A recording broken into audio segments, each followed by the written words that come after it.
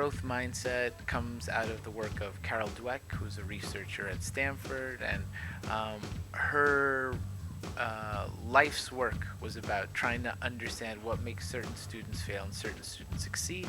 And one of the things she found at the core of this was two basic ways that students tend to see themselves when it comes to like the fundamental features of who they are. So when we think about ourselves as people, when we think about like the deep parts of ourselves, like our intelligence, our character, who we are as people, like our fundamental qualities, people tend to fall into two different camps when it comes to these things.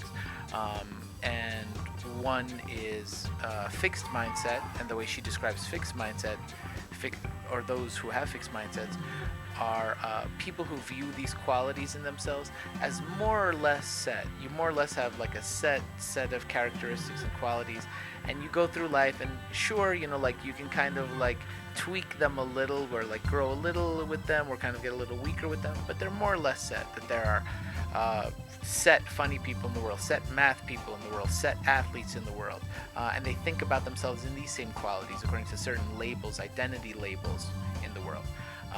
And then there are growth mindset people, and people who it's not that they don't see the world, these things are invisible to them, they just don't prize them as much, they're not as valuable to them.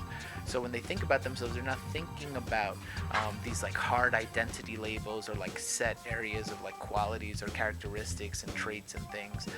They see these things as more fluid. They see these things as kind of changing from case to case, according to context. And I also just kind of want to offer that people rarely are exactly either fixed minds, have fixed mindsets, or are exactly in possession of growth mindsets. Often we are a mixture of these things, and in some areas we're particularly fixed, and in some areas we're particularly growth oriented. So these are just kind of like philosophical ways that we have of like viewing who we are as people.